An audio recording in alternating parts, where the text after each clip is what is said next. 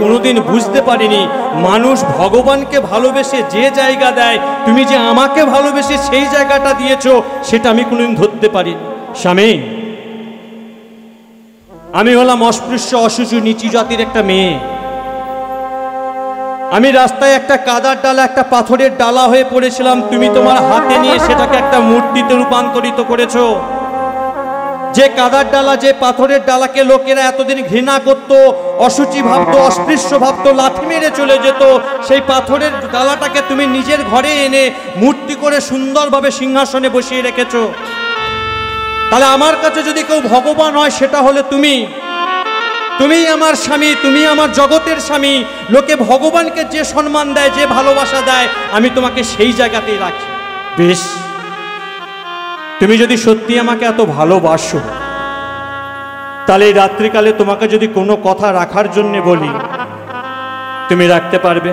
বলো স্বামী, তোমার ভালোর জন্য, তোমার শান্তির জন্য তুমি যে যে কথাগুলো বলবে, আমি সেই সেই কথাগুলো অক্ষরে অক্ষরে পালন করে চলবো। না না, এইভাবে না, এইভাবে নয় হিড়িম্বা।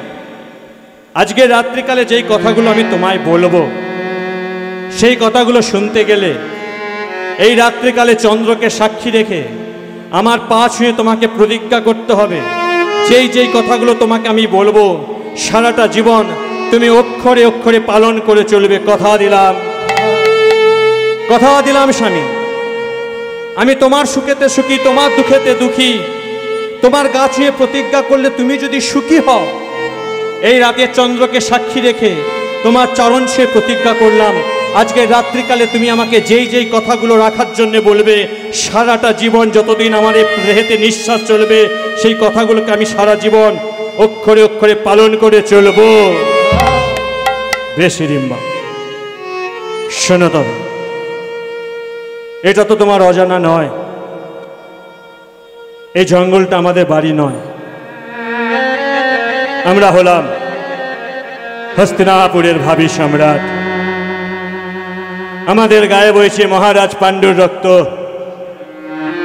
হ্যাঁ হ্যাঁ, ভাইদের দ্বারা প্রতারিত হয়ে, আত্মীয় স্বজনদের দ্বারা লাঞ্ছিত হয়ে, বঞ্চনা সহ্য করে আমরা পালিয়ে পালিয়ে লুকিয়ে লুকিয়ে বেড়াচ্ছি এই জঙ্গলের মধ্যে। কিন্তু বিশ্বাস করো, আমাদের 5 ভাইয়ের মনের মধ্যে জ্বলছে একটা গনগনে আগুন, যে আগুনে লেলিহান শিকা বারে বার শুধু একটা কথাই বলে, প্রতিশোধ, প্রতিশোধ, প্রতিশোধ। শোনো হিড়িম্বা, এই জঙ্গলে আমরা বাস করছি কথাটা ঠিক, কিন্তু প্রতিটা মুহূর্ত শুধু অপেক্ষা করছি একটা সুযোগের জন্যে, যে একটা সুযোগ যেদিন পাবো, সেই সুযোগটাকে কাজে লাগিয়ে আমরা সবাই ফিরে যাব হস্তিনাপুরে। আর হস্তিনাপুরে ফিরে গিয়ে আমরা আমাদের অধিকারটাকে বুঝে নেব। আর দেখতে দেখতে যে সেই দিনটা এসে গেছে। শোনো হিড়িম্বা, কাল প্রভাতকালে সূর্যোদয়ের সাথে সাথে এই জঙ্গল ছেড়ে, এই পাতার কুটির ছেড়ে চিরতরের মতো আমরা হস্তিনাপুরে ফিরে যাব। এ তো ভালো কথা স্বামী, এ তো ভালো কথা। এ যুগের প্রত্যেকটা স্ত্রী চায় স্বামীর হাত ধরে শ্বশুর বাড়িতে গিয়ে সেখানে স্বামীর সঙ্গে সুখের সংসার করতে। আমিও চাই। এতদিন তোমার কষ্ট ছিল, তুমি জঙ্গলে জঙ্গলে কাটিয়েছো, আমি কাটিয়েছি। এতদিন তোমার কষ্টের জন্য তুমি একবেলা খেয়েছো, একবেলা না খেয়ে থেকেছো, আমি থেকেছি। এতদিন থাকার মতো ঘর ছিল না, অর্ধেক দিন গাছতলায় কাটিয়েছো, আমি কাটিয়েছি। এবার আমার সুখের দিন আসতে চলেছে। তুমি ঘুমিয়ে পড়ো স্বামী, তুমি ঘুমিয়ে পড়ো। রাত্রিকালে আমি সুটকেস ব্যাগ অ্যাটার্জি সব গজগাছ করে রাখবো, সকাল হলে বেরিয়ে যাব।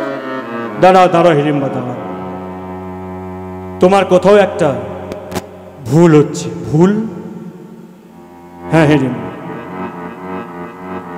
কাল প্রভাতকালে মাতা কুন্তিকে সঙ্গে নিয়ে আমরা পঞ্চপাণ্ডব তো হস্তিনাপুরে ফিরে যাব, কথাটা ঠিক। কিন্তু যাওয়ার সময় তোমাকে তো নিয়ে যেতে পারবো না। অপরাধ স্বামী, আমার অপরাধ কি? অপরাধ তোমার একটাই, তুমি হলে নির্যাতিত মেয়ে স্বামী। বলে না বাহ স্বামী, বাহ বাহ বাহ।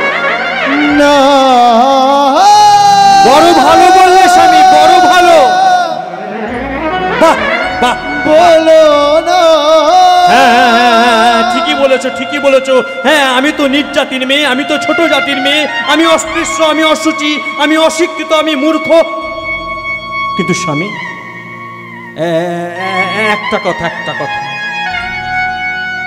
একটা কথার উত্তর তুমি আমায় দিতে পারো? কি জানতে চাও বলো? আচ্ছা স্বামী, বলতে পারো যেদিন তোমায় ভালোবেসে তোমার জীবনটাকে রক্ষার জন্যে আমি হাসতে হাসতে আমি নিজের দাদার কাছে নিজের জীবনটাকে বাজি রেখেছিলাম, সেদিনকে তুমি জানতে না আমি নিচু জাতির মেয়ে? যেদিনকে হিড়িম্বার কুৎসিত রূপটাকে নয়, হিড়িম্বার এই নিচু জাতিটাকে নয়, হিড়িম্বার এই কুৎসিত রূপের ভেতরে যে সুন্দর মনটা তুমি পেয়েছিলে, এই সুন্দর মনটাকে তুমি যেদিন ভালোবেসেছিলে, সেদিনকে তুমি জানতে না আমি নিচ জাতির মেয়ে? যেদিন আমার হাতটাকে ধরে মায়ের কাছে নিয়ে এসে ঘটা করে বিয়ে করে আমার স্মৃতিতে তুলে দিয়েছিলে লাল টকটকে রক্ত মাখা সিঁদুর, তুমি কি সেদিন জানতে না আমি নিচ জাতির মেয়ে? এই 4টে বৎসর, বিশ্বাস করো স্বামী, এই 4টে বৎসর তুমি যেখানে রেখেছো, যেভাবে রেখেছো, যা খেতে দিয়েছো,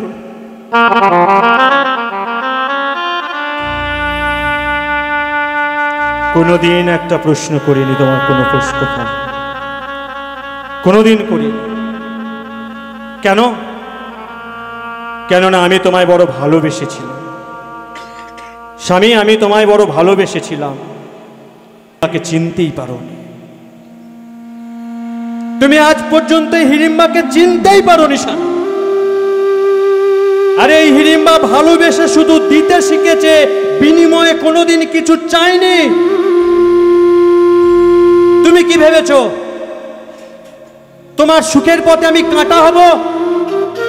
যাও স্বামী যাও, আমি বুঝতে পেরেছি এই হিড়িম্বা তোমাকে আর সুখী রাখতে পারছে না। এই হিড়িম্বার কাছে তুমি আর সুখ পাচ্ছ না। সেই সুখের খোঁজে তুমি আমাকে জঙ্গলে ফেলে রেখে চিরতরের জন্য ওই হস্তে না ফিরে চলে যেতে চাইছো।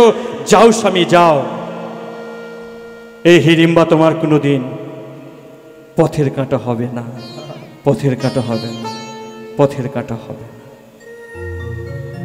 তুমি মাইক দাদা কোথায় একটু আসুন তো। সুখ যদি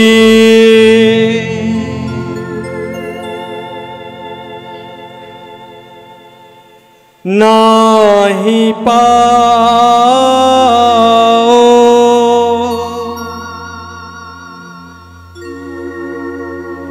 যাও সুখের সন্ধানে, যাও তুমি সুখ যদি গানটা শুনেছেন নাহি পাও। এই গানটা জানা না, সবাই আমরা করি তাই তাই। আচ্ছা বাবা ঠাকুর বলতে পারেন এই গানটা কার লেখা? জানা আছে কারো? জানা নেই?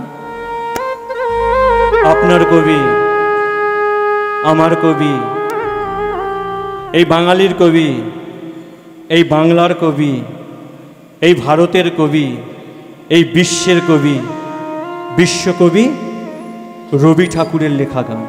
আহা গো, কি অসম্ভব সুন্দর লেখনী দেখো। কে বলেছে শুধু কীর্তন করলেই ভগবানকে পাওয়া যায়? কে বলেছে শুধু কীর্তন শুনলেই ভগবানকে পাওয়া যায়? তাকিয়ে দেখুন তো সেই সমস্ত লেখকের দিকে যারা যাদের লেখনীর মধ্যে দিয়ে ভগবানকে বেঁধে গেছে। দেখবেন অনেক ছোট ছোট ছেলেরা বাড়িতে যখন গান বাজনা শেখে, এই সমস্ত গানগুলো তাদেরকে শেখানো হয় কেন না? গানগুলো শুনতে ভালো লাগে, গানগুলো করতে ভালো লাগে। কিন্তু কোনো ছেলেকে কোনো দিন গিয়ে জিজ্ঞাসা করবেন তো, হ্যাঁ রে বাবা, তুই যে রবি ঠাকুরের এই গানটা করলি, আচ্ছা বাবা বলতো এই গানটার আসল ভাবার্থটা কি? বলতে পারবেন। আহা গো, কত সুন্দর গানের মধ্যে দিয়ে বলছে, যাও আমি বুঝতে পেরেছি প্রভু, এতদিন তোমায় ডাকছি, তুমি কেন আমার ডাকে সাড়া দাওনি? কেননা তুমি আমার কাছে সুখ পাবে না। আমি গরিব, আমি অস্পৃশ্য, অসুচি, আমি নিচু জাতি। যাও প্রভু যাও। এই ভক্ত তোমাকে কোনোদিন নিজের কাছে আটকে রাখবে না, কেননা আমি তোমায় ভালোবাসি। কোনোদিন তোমায় আটকে রাখবো না। তুমি যেখানে গেলে সুখ পাবে, তুমি সেখানে যাও, তুমি সেখানে যাও। আহা গো, তুমি সুখ যদি নাহি পাও,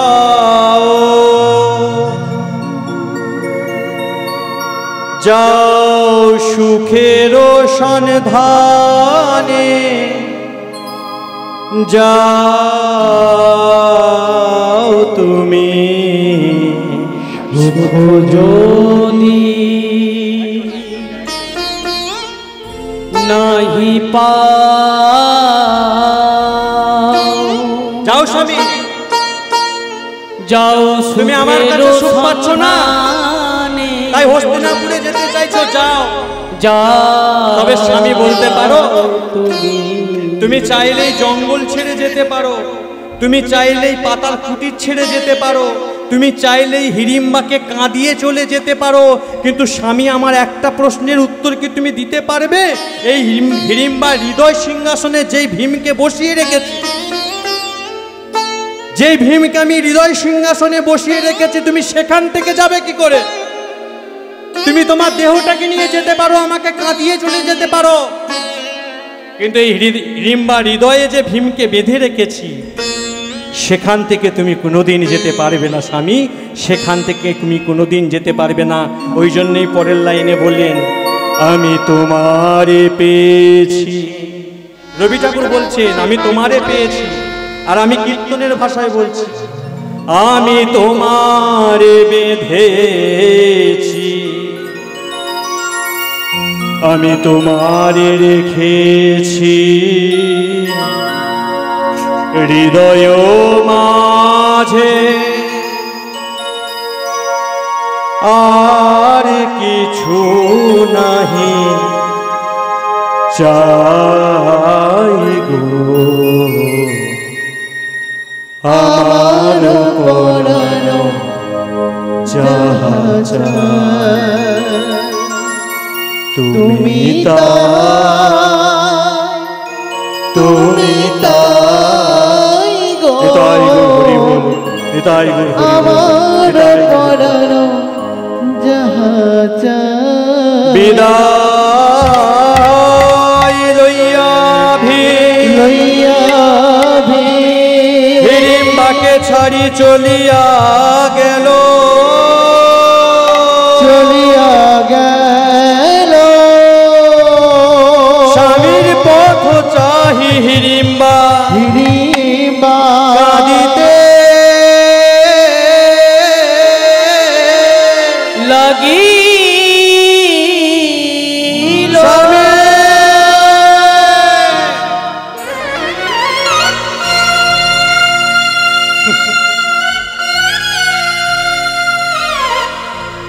ঠিক হয়েছে, বেশ হয়েছে।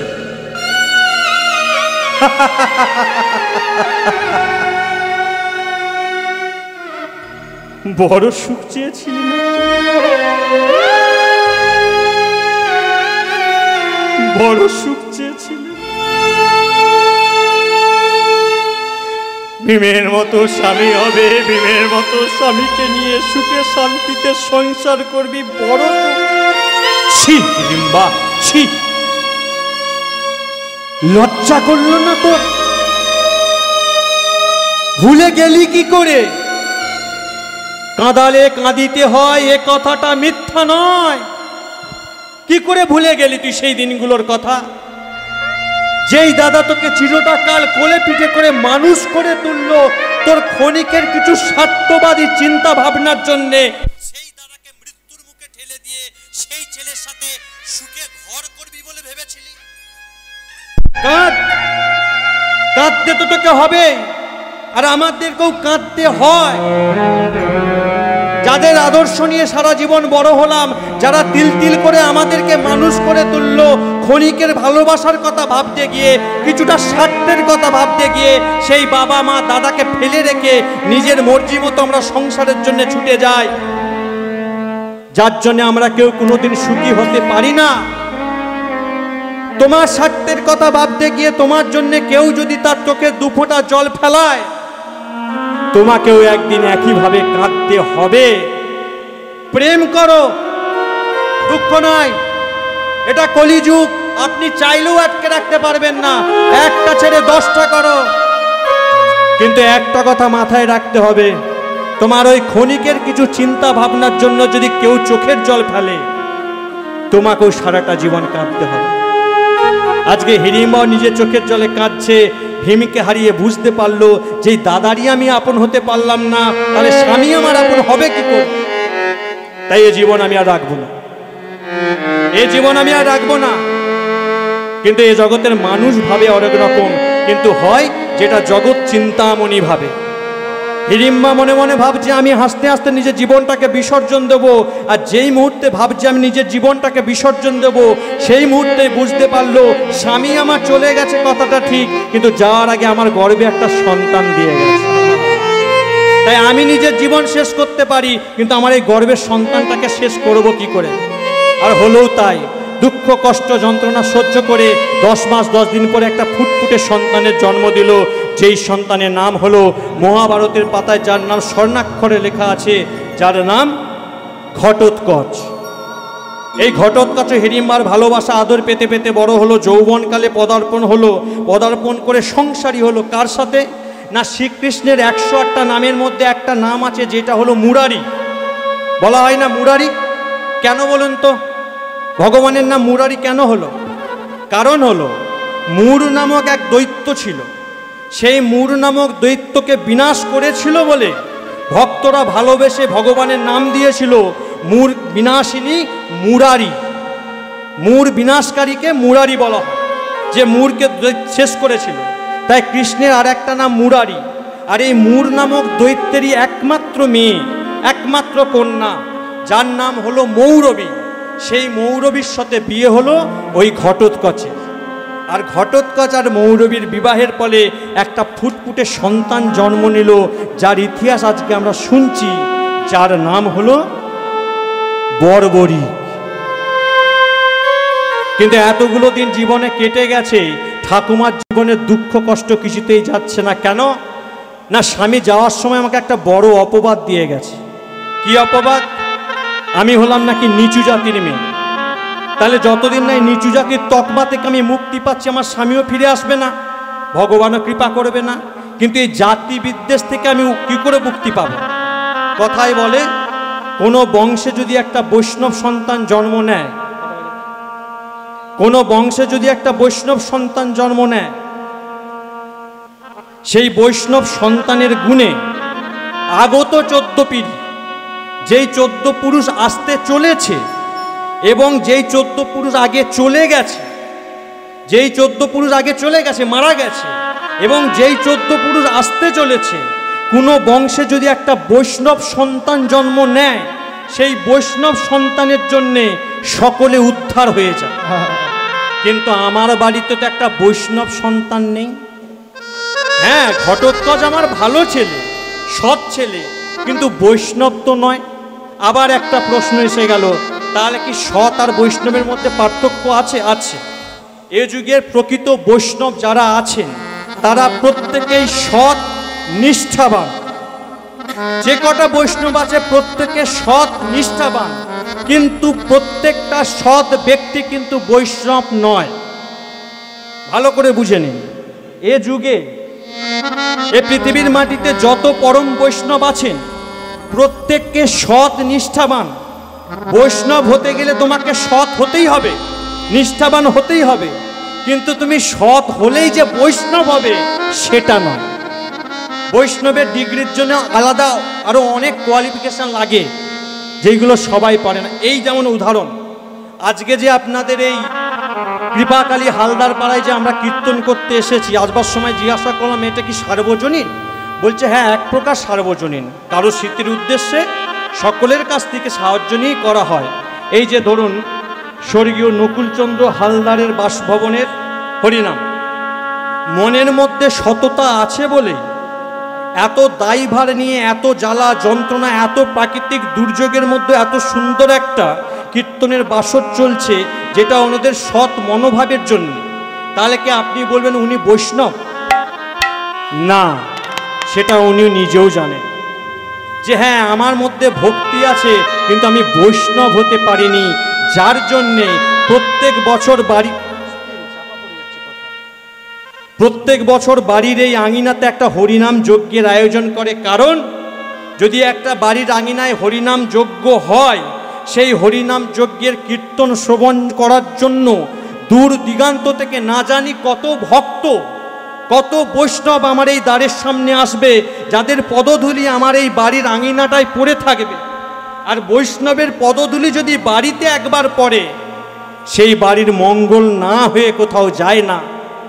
তাই উনি সৎ, কিন্তু উনিও বৈষ্ণবের চরণধূলি পাওয়ার জন্য এত বড় যজ্ঞ অনুষ্ঠান করছে। তাহলে আমার বাড়িতে একটা সৎ ছেলে আছে যার নাম হলো ঘটোৎকচ, কিন্তু বৈষ্ণব তো নয়। তাহলে বৈষ্ণব কি করে পাবো? কথায় বলে জন্মসূত্রে কেউ বৈষ্ণব হয় না, বৈষ্ণব হয় কর্মের গুণে। আমি বলরাম অধিকারী, আমাদের ওখানে সবাই বলে পূর্বপুরুষের গুণে আমি অধিকারী, আমি বৈষ্ণব বাড়ির ছেলে। ছোটবেলায় আমার বাবা সে জ্ঞান হয়নি, তখন পৈতেটা দিয়ে দিয়েছে, কিন্তু আজ পর্যন্ত এর মহিমা কি বুঝতে পারলাম না, আর প্রকৃত বৈষ্ণবরা কি করে সেটা জানতে পারলাম না। আচ্ছা বলুন তো, আমি কি বৈষ্ণব হয়ে গেলাম? আমরা তো ভেকধারী বৈষ্ণব, তাই না? প্রকৃত বৈষ্ণব যে হবে, লোকের সামনে সে এসে বলবো না আমি বৈষ্ণব, আমি বৈষ্ণব, আমি বৈষ্ণব, কোনোদিন বলবে না। প্রকৃত যে বৈষ্ণব হবে দেখবেন, সচরাচর ক্ষমা করবেন, এখানে যদি কেউ থাকেন কথাটা গায়ে মেখে নেবেন না। এখনকার দিনে যে বৈষ্ণবের ডেফিনেশন দেখবেন, রাস্তা দিয়ে ঘুরছে, দাদু সঙ্গে তিলক সেবা, হাতে জপের মালা, মানে নাম করতে করতেই যাচ্ছে, কিন্তু মনের মধ্যে চিন্তা, হয়তো রাস্তায় দাঁড় করে বলছেন বাবা ঠাকুর একটু আমার বাড়িতে চলুন না, একটু জল বাতাসা যদি পান। তুমি বিড়ি সিগারেট খৈনি গুটকা খাও? হ্যাঁ একটু আধটু, সংসারী মানুষ তো, চিন্তায় খেতে। না না, তাহলে তোমার বাড়িতে যাওয়া যায়, তুমি তাহলে ভক্ত হতে পারবে না। আচ্ছা তুমি কি মাছ মাংস ডিম এগুলো কিছু খাও? বলছে হ্যাঁ, এ তো সংসারী মানুষ। বলছে তোমার বাড়িতে তাহলে জলগ্রহণ করাই যাবে না। আচ্ছা ভেবে দেখুন তো, মহাপ্রভু যদি এটা ভাবতেন যে মাছ মাংস মধুমাতালরা যদি এরকম থাকে, তাদেরকে উদ্ধার আমি করব না, জগাই মাদাই উদ্ধার হতো? হতো? আরো কত অত্যাচার করত। মহাপ্রভু যদি মনে মনে ভাবতেন নিচু জাতি, অস্পৃশ্য জাতি, অন্য জাতির মানুষকে আমি সাহায্য করব না, বলতো চাঁদ কাজী কোনোদিন উদ্ধার হতো? যিনি সংকীর্তনের পিতা, প্রথমেই একটা শ্লোক বলেছি, আজানুলম্বিত ভুজ কনকায় অবদাত সংকীর্তনাই কোহ পিতর। অর্থাৎ সংকীর্তনের পিতা যিনি, এই কলির মাটিতে যিনি সংকীর্তনটাকে এনেছেন, সেই পিতা যখন বৈষ্ণব মানে বৈষম্য করলেন না, তুমি কি দুদিনের বাবাজি ভাতকে বলো অন্য এত বাদ বিচার করছো? পান বিড়ি গুটখা সিগারেট খেলে বৈষ্ণব হওয়া যাবে না, মাছ মাংস খেলে বৈষ্ণব হওয়া যাবে না, কিন্তু খোঁজ নিয়ে দেখবেন রাস্তার মোড়ে মোড়ে দ্বাদশঙ্কে তিলক সেবা নিয়ে, গলায় গোটা মোটা তুলসীর মালা নিয়ে পান বিড়ি গুটখা সিগারেটের ব্যবসা খুলে বসে আছে। হয় না? পানের গুমটি করে তিলক সেবা নিয়ে পান বিড়ি গুটকা বিক্রি করছে। মানে বৈষ্ণব বলে পান বিড়ি গুটকা খাওয়া যাবে না, তুমি বিজনেস করতে পারো, মাছ মাংস খাও, হবে না। অথচ খোঁজ নিয়ে দেখবেন সেই ব্যক্তি বাড়িতে 5 বিঘে কি 10 বিঘে মাছের ভেড়ি চাষ করে বসে আছে। মাছ মাংস খাওয়া যাবে না, কিন্তু মাছ মাংসের ব্যবসা করতে পারো। আমি জানি না এটা কি ধরনের বৈষ্ণব বলে, আমি মানি না সেই সমস্ত বৈষ্ণবকে। আমি বৈষ্ণব বলতে একটা জিনিসই জানি। কাকে বলবেন বৈষ্ণব? এই যে গাছগুলোকে দেখছেন, ওই যে তাল গাছটা দেখছেন, আশা করি এখানে বহু মানুষ বহু বছর ধরে দেখছেন তো। আমাদের তো শীত, গ্রীষ্ম, বর্ষা, শরৎ, হেমন্ত, বিভিন্ন ঋতুর বিভিন্ন রকম পোশাক। গরমের জন্য পাখা, এসি, কুলার, শীতের জন্য কম্বল, কাঁথা, সোয়েটার, জ্যাকেট, বর্ষার জন্য ছাতা, ঝড়ের ছাদ। একটা গাছের দিকে তাকিয়ে দেখেছেন? চিরটা কাল ওই একভাবে দাঁড়িয়ে আছে। খুব ছোটবেলায় পড়েছিলাম, তাল গাছ এক পায়ে দাঁড়িয়ে, সব গাছ ছাড়িয়ে উকি মারে আকাশ। তার তো কোনো কিছু লাগে না। তাকে গিয়ে লাঠি দিয়ে ঠেঙিয়ে দিচ্ছে, কেউ গিয়ে কুড়োলের একঘা মেরে দিচ্ছে, কেউ গিয়ে বিজ্ঞাপনের জন্য পেরেক ছাটিয়ে দিচ্ছে, কেউ তার প্রয়োজন মতো কেটে নিচ্ছে। কোনোদিন একটা গাছ কোনোদিন উত্তর করেছে?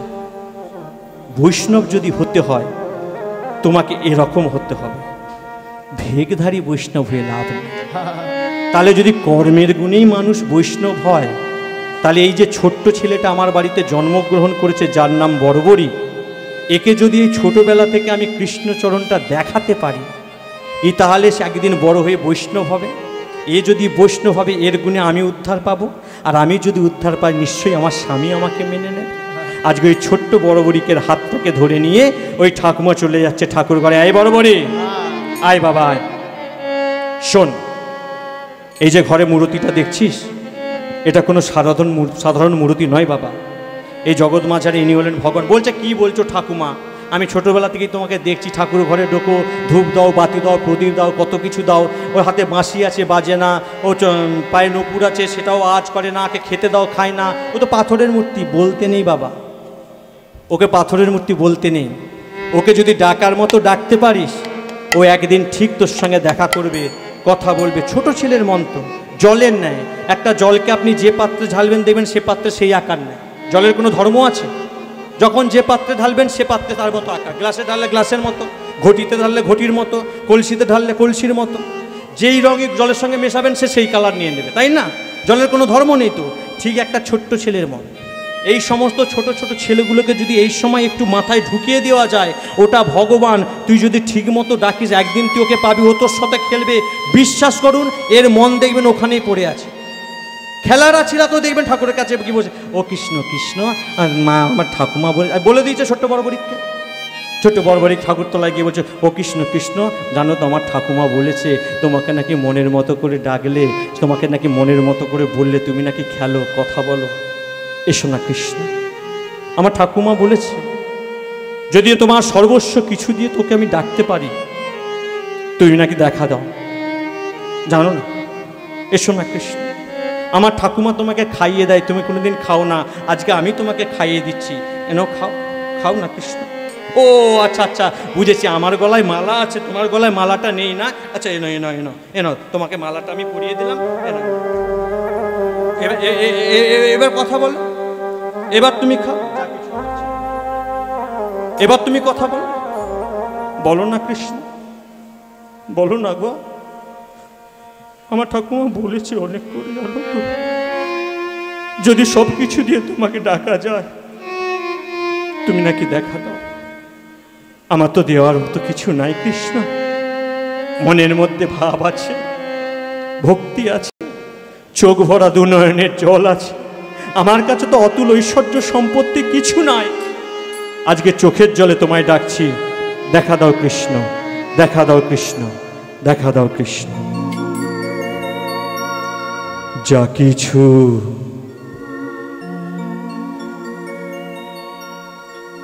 আমার ছিল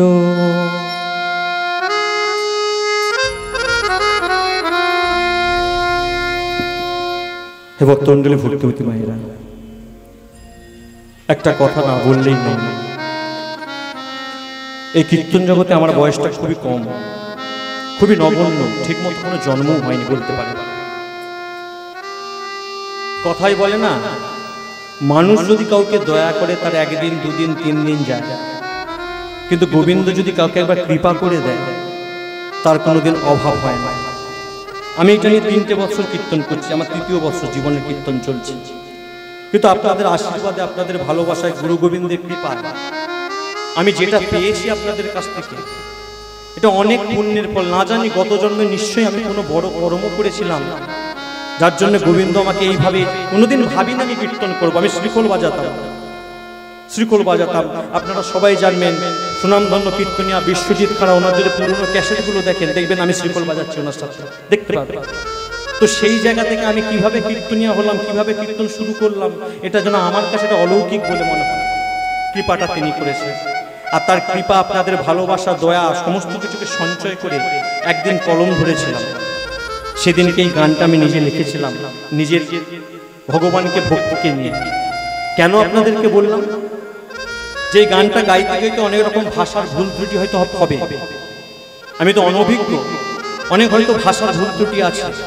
আপনারা অভিজ্ঞ বসে আছেন, গুরুজন ব্যক্তি বসে আছেন, কেউ যদি মনে করেন যে এইখানে এই ভাষাটা দিলে এই গানটা আরো সুন্দর হবে, আরো পরিবেশনায় ভালো হবে, আপনারা অবশ্যই আমাকে জানাবেন। আমি আপনাদের এই উপদেশ মাথায় তুলে নেব, একদম মাথায় করে নিয়ে আশীর্বাদ নিয়ে মনে করবেন। আহা, শুনুন কত সুন্দরভাবে গানটা বলছে। এক ভক্ত ভগবানের কাছে তার মনের কাকুতি মিনতি জানাচ্ছে। হরি বল, হরি। যা কিছু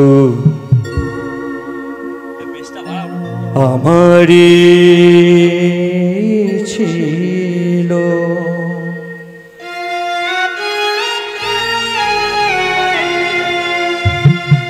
সবই দিয়েছি তোমার, দেখা দাও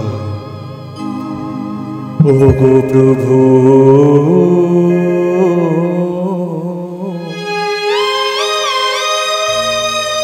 তুমি দয়াময়। যা কিছু আমারই ছিল,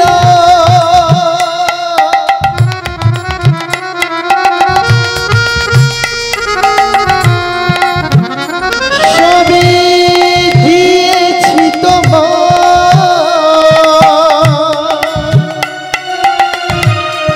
দেখা দাও ও হে প্রভু, তুমি দয়াময়। যা কিছু আমারই ছিল দিয়েছি তোমার, দেখা দাও ও প্রভু, তুমি দয়াময়। যা কিছু আমারই ছিল,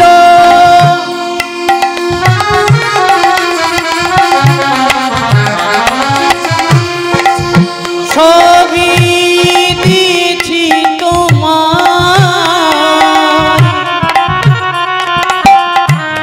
দেখা দাও ও হে প্রভু, তুমি দয়াময়। যা কিছু আমারই ছিল,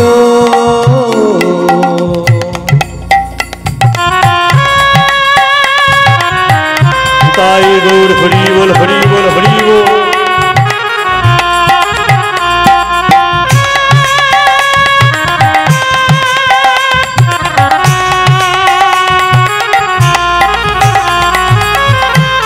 সাধন জানি না আমি, ভজন জানি না, তুমি মোর প্রাণ সখা, তুমি যে বাসনা। সাধন জানি না আমি,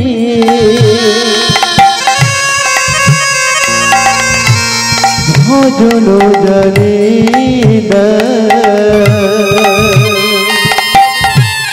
তুমি মোর প্রাণ সখা, তুমি যে বাসনা। সাধন জানি না আমি, ভজন জানি না, তুমি মোর প্রাণ সখা, তুমি যে বাসনা। সাধন জানি না আমি,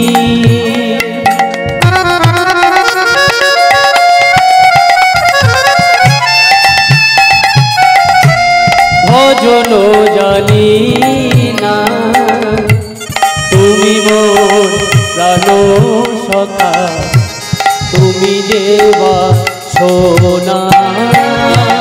দেখা দাও গো প্রভু, করি গো মিনতি দেখা দাও হে প্রভু করি গো মিনতি দেখা দাও গো প্রভু করি গো মিনতি দেখা দাও গো করি গো মিনতি অকুলের পতি তুমি অগতির গতি যা কিছু আমারই ছিল হৃদয় গৌর হরি বল হরি বল হরি বল দেখা দাও ও হে প্রভু তুমি দয়াময় তুমি দেখা দাও ও গো প্রভু তুমি দয়াময় প্রভু দেখা দাও ও হে প্রভু এইবার বলে কি ভেবেছিস কি বলতো সারাদিন এই কৃষ্ণের চরণে বসে থাকলে কি চলবে? তুই কি ভুলে গেছিস বাড়িতে তোর মা বাবা আছে? সকালবেলা যখন ঘুম থেকে উঠি তখন দেখি তুই ঠাকুর ঘরে, রাত্রিবেলা যখন আমি শুতে যাই তখন দেখি তুই ঠাকুর ঘরে। কখন ঘরে আসিস, কখন খাস, কখন ঘুমাস আমি কিছুই জানতে পারি না। তুই ভেবেছিসটা কি? উঠে আয় বলছি। না মা, আমি উঠবো না, উঠবো না মা। আজকে ছোট্ট বর্বরী কৃষ্ণতলায় বসে কৃষ্ণ নাম করছে, কিন্তু তার মা মৌরবী সহ্য হচ্ছে না। কেন বলুন তো? কেননা এই মৌরবী এক সময় নিজের চোখে দেখেছিল যে কৃষ্ণের নাম আমার ছেলে করছে, ওই কৃষ্ণই একদিন আমার চোখের সামনে আমার বাবা যার নাম মূর তাকে হত্যা করেছে। তাহলে কি আমি কোনোদিন বাবার হত্যাকারীকে মেয়ে হয়ে ক্ষমা করতে পারি? তাই আমি সেদিনই প্রতিজ্ঞা করেছিলাম আমার বংশে যে আসবে সে যে কোনো দেবদেবীর আরাধনা করতে পারে, কিন্তু কোনোদিন কৃষ্ণ ভক্ত হতে দেব না। কিন্তু তুমি কি ভাবলে হবে? দয়াময়ের খেলা দেখুন।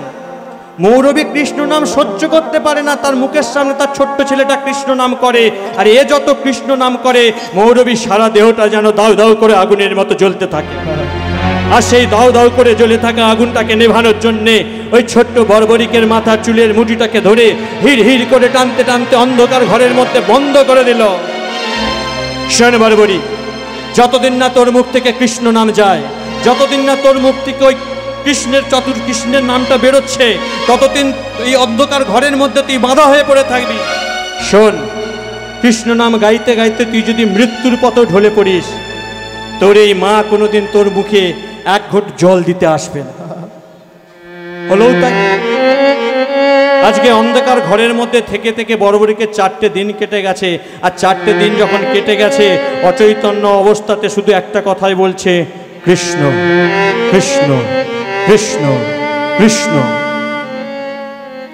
আর ঠিক সেই দিন রাত্রে ওই দয়াময়ের লীলায় অন্ধকার ঘরের দরজাটা আপনি হতে খুলে গেল। আর যেই না দরজাটা আপনি হতে খুলে গেছে, ছোট্ট বর্বরিক ছুটে চলে গেল ওই ঠাকুমা হিড়িম্বার কাছে। ঠাকুমা, তুমি না বলেছিলে যে কৃষ্ণকে ভজন করে কৃষ্ণ নাকি তার হয়ে যায়? তাহলে আমি এতদিন কৃষ্ণকে ডাকছি, কৃষ্ণকে কেন পেলাম না? বলো ঠাকুমা, বলো আমি আর কি করলে কৃষ্ণকে পাবো? ঠাকুমা বলে, সত্যি তুই কৃষ্ণর চরণ চাস? হ্যাঁ চাই। শোন বাবা, তুই যদি প্রকৃত কৃষ্ণ চরণ চাস, আমার চরণ ছুঁয়ে প্রতিজ্ঞা কর, আজ থেকে তুই কোনোদিন আর কৃষ্ণ নাম গাইবি না। একই বলছো ঠাকুমা? আমি যদি কৃষ্ণ নাম না গাই তাহলে কৃষ্ণকে পাবে কি করে? শোন বাবা, যেই কৃষ্ণকে পাওয়ার কথা তুই বলছিস, ও কৃষ্ণ হলো সর্বশক্তিমান। আর ওই সর্বশক্তিমানকে পেতে গেলে তোকেও হতে হবে মহাশক্তিমান। আর মহাশক্তিমান হতে গেলে তুই কৃষ্ণ চরণ ছাড়, আজ থেকে তুই শক্তির আরাধনা কর। শক্তির আরাধনা? হ্যাঁ বর্বরী, এক মা তোকে জন্ম দিয়ে পৃথিবীর মাটিতে এনেছে, আর এক মা এই বিশ্ব জগৎ জননী আছে। তুই সেই জগৎ জননীকে যদি তুষ্ট করে তোর কাছে আনতে পারিস, সেই জগৎ জননীর আশীর্বাদে তুই হবি মহাশক্তিমান। আর যেদিন তুই মহাশক্তিমান হবি, তোকে কৃষ্ণের কাছে যেতে হবে না, কৃষ্ণ একদিন তোর কাছে ছুটে আসবে। আর যেই না এই কথা বলেছে, বর্বরিক ঠাকুমা হিড়িম্বাকে প্রণাম করে ছুটে চলল ওই অন্ধকার গভীর জঙ্গলের মধ্যে। আর জঙ্গলের মধ্যে গিয়ে শুরু করলো সেই যোগমা মহামায়ার আরাধনা। জাগো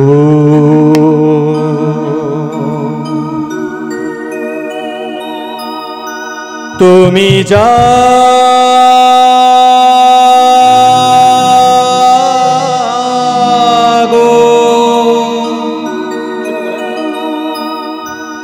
জাগো দুর্গা,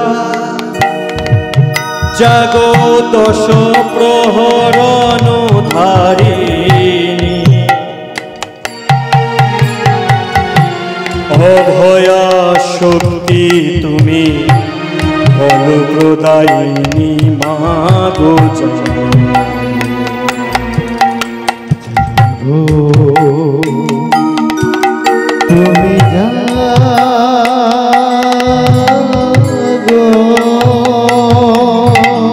হে ভক্তমণ্ডলী, ভক্তিমতী মায়েরা, আজকে ছোট্ট বর্বরী গভীর জঙ্গলে গিয়ে শুরু করেছে যোগমায়া মহামায়ার আরাধনা। আর সেই জায়গায় যখন সবাই আমরা উপস্থিত আছি, এই কিঞ্চিত সময় সবাই হাত জোড়ো করে সেই মহামায়াকে প্রাণ ভরে একটু সবাই মিলে ডাকব। সঙ্গে সবাই মিলে একটু উলুধ্বনি, শঙ্খধ্বনি।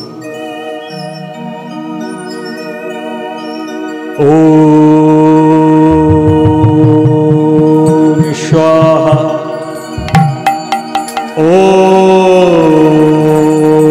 ওম স্বাহা,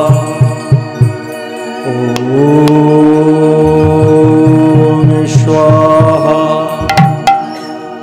সর্বমঙ্গলমঙ্গলে শিবে সর্বাত্মস্বার্থে শরণ্যে ত্র্যম্বকে গৌরি নারায়ণী নমস্তুতে। সৃষ্টি স্থিতি বিনাশানং শক্তিভূতে সনাতনী গুণত্রয়ো গুণময়ী নারায়ণী নমস্তুতে। শরণাগত দীনার্থায় চরিত্রাণায় পরায়ণে সর্বশক্তি হরি দেবী নারায়ণী নমস্তুতে। महिषासुर निर्नाशी भक्तानां सुखदे नमः। रूपं देहि जयं देहि यशो देहि दिशो देहि रक्तो बीजो बदे देवी विधातु वरदे नमः। रूपं देहि जयं देहि यशो देहि दिशो देहि दिशुम्भो शुम्भो निर्नाशी चण्डमुण्डो विनाशिनी। रूपं देहि जयं देहि यशो देहि दिशो देहि तुमरो नेत्रो बदे देवी धर्म कामार्थदायिने। रूपं देहि जयं देहि यशो देहि दिशो देहि जयन्ती मंगला काली भद्रकाली कपालिनी दुर्गा शिवा क्षमा धात्री सहस्रोदा नमस्तुते। जयन्ती मंगला काली भद्रकाली कपालिनी दुर्गा शिवा क्षमा धात्री सहस्रोदा नमस्तुते। जयन्ती मंगला काली भद्रकाली कपालिनी दुर्गा शिवा क्षमा धात्री सहस्रोदा नमस्तुते। জাগো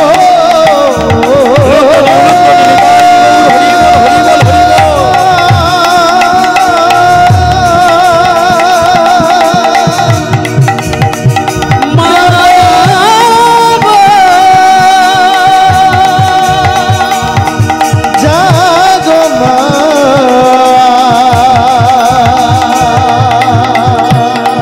হে মা ব্রহ্মময়ী তোরা নবদনী মা গো। বর্বরী, বর্বরী এসেছিস মা? আসবো না? ওরে আমি যে মা, আমি যে জগৎজননী মা। সন্তান হয়ে কেউ যদি এভাবে আকুল আর্তনাদে মাকে ডাকে রে, কোনো মা কি না এসে থাকতে পারে বাবা? কিন্তু তুই এভাবে ডাকছিস কেন বাবা? তোর ডাকে যে আমার কৈলাসের সিংহাসনটাও পর্যন্ত টলমল করে উঠল। কিসের জন্য? কি এমন কষ্ট? বল বাবা, আমায় বল, কিসের জন্য আমায় ডাকলি? কি তোর চাওয়া, কি তোর পাওয়া? দিতেই যদি চাস মা, দে তবে আমায়। কি নিবি বল? শক্তি। শক্তি? শক্তি নিয়ে তুই কি করবি? যুদ্ধ করব। কার সাথে? তোর ওই ভগবানের সাথে। এ কি বলছিস? এ জগৎ সংসারে এখনো পর্যন্ত কেউ এমন তৈরি হয়নি যে ভগবানের সাথে যুদ্ধ করে নিস্তার পেয়েছে। যেই ভগবানের সাথে যুদ্ধ করতে গেছে সে ভগবানের হাতে মৃত্যুবরণ করে। জানি মা, আমি জানি এই পৃথিবীর মাটিতে ভগবানের সাথে যুদ্ধ করতে গিয়ে আজ পর্যন্ত কেউ কোনোদিন জীবিত ফিরেনি। এটা আমি চাই মা। মারে, ভগবানের সাথে যুদ্ধ করে যেমন কেউ জয়ী হতে পারেনি এ কথাটা যেমন সত্য, ভগবানের হাতে যারা একবার মৃত্যু বরণ করে তারা যে জন্ম মৃত্যুর এই চক্র থেকে সারা জনমের মতো মুক্ত হয়ে যায়। তাই গৌর হরি বল, হরি বল। যে ভগবানের হাতে একবার মৃত্যুবরণ করে এই জন্ম মৃত্যুর চক্র থেকে সে সারা জনমের মতো মুক্তি পেয়ে যায়। আমি যে সেই ভগবানের চরণে লীন হতে চাই মা, আমি যে সেই ভগবানের মধ্যেই সমাহিত হতে চাই। বেশ বাবা, বেশ, তোর উদ্দেশ্য যখন সৎ, চিন্তা তোর যখন মহৎ, দিলাম তোরে শক্তি। তবে একটা কথা মনে রাখিস, এই শক্তি নিয়ে তুই কোনোদিন দুর্বলের উপর প্রহার করবি না, সদা সর্বদা দুর্বলের হয়ে লড়াই করবি। বেশ মা, কথা দিলাম, কথা দিলাম, কথা দিলাম। এই নে বাবা 3টে তীর, ভালো করে শুনে নিন। আজকে যোগমায়া মহামায়া ওই বর্বরিককে শক্তি দিচ্ছে কি? 3টে তীর। মায় 3টে তীর নিয়ে কি করব? এই নে বাবা প্রথম তীর। এই প্রথম তীর ছাড়ার সাথে সাথে যুদ্ধক্ষেত্রে তোর যত শত্রু থাকবে সকলকে চিহ্নিত করে তোর কাছে ফিরে আসবে। এই নে দ্বিতীয় তীর।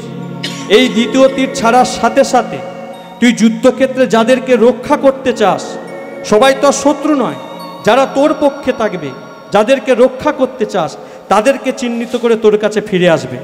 এই নে বাবা তৃতীয় তীর। আর এই তৃতীয় তীর ছাড়ার সাথে সাথে যাদের এই তীর, প্রথম তীর যাদেরকে চিহ্নিত করে এসেছিল, যাদের তুই বিনাশ চাস, তাদের প্রত্যেককে ধ্বংস করে তোর কাছে ফিরে আসবে। এই জগৎ সংসারে এমন কোনো শক্তি নাই যে এই শক্তিকে পরাস্ত করতে পারে। আজকে এই বলে মা চলে গেল, আর যেই না মহামায়া চলে গেছে, ছোট্ট বর্বরিক বলছে, ও কৃষ্ণ, এতদিন তোমাকে এত করে ডাকলাম, তুমি আমার ডাকে সাড়া দিলে না তো? তবে আমার ঠাকুমা বলেছে আমি শক্তিমান হলে তুমি নাকি আমার কাছে ছুটে আসবে। ওই দেখি এবার তুমি আমার কাছে না এসে থাকো কি করে। আজকে ছোট্ট বর্বরিক বাড়িতে আসছে, মুখে সেই মধুর কৃষ্ণ নাম, হাসছে, গাইছে আর নাচতে নাচতে বলে বেড়াচ্ছে, গোপাল মেরো হে, गोविंद मेरो हे, गोपाल मेरो हे, गोविंद मेरो हे, गोपाल मेरो हे, गोविंद मेरो हे, गोपाल मेरो हे, गोविंद मेरो हे, श्रीबाके बिहारी नंदलाल मेरो हे, शिवा के बिहारी नंदलाल मेरो है, श्रीबाके बिहारी नंदलाल मेरो हे, शिवा के बिहारी नंदलाल मेरो हे, गोपाल मेरो हे, गोविंद मेरो हे, गोपाल मेरो है, गोविंद मेरो है,